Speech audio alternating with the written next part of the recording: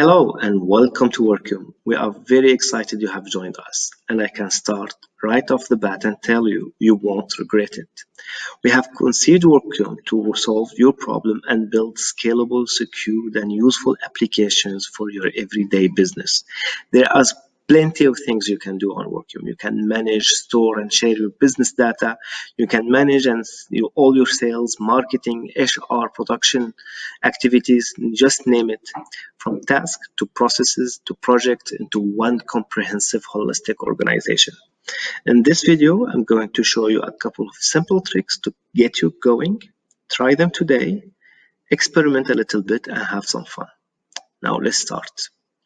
This is the first screen you land on when you first register the system, and as you see, it is blank. You have no application whatsoever. There is two ways to add that application, either from scratch, and we'll show you this in a separate video, or from one of our mini templates that have been created by industry leaders.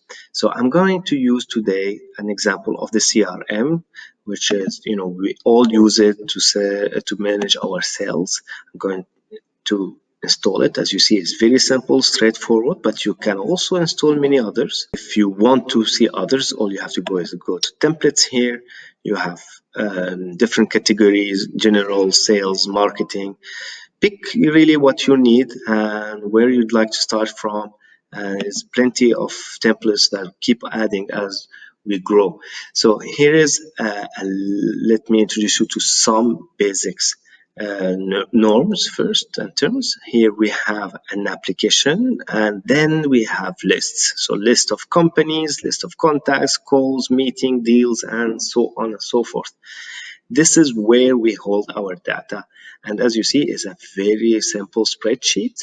And this is for companies. We have name, phone number, email, and so on and so forth. And we have also every type of data imaginable you can think and use. So for example, here industry is like a drop down. Here in deals, it is actually linked to the deals table, and here we find email, website, and so on and so forth. So here I'm just gonna show you how to add a field to this existing table. So let's say, for example, I would like to add address, and this is a text, and we have different preferences or options you can use. So for example, it could be unique. This doesn't make sense for the address. Is required in case you would like absolutely everyone to have this data added, or multi-line, which is in our case very important for the address. Create field, and this is how simple now this exists. You can just double click and create and add whatever makes sense. So let's say for here 32 Lane Liberty, and that's it. So how can we also add a record from scratch?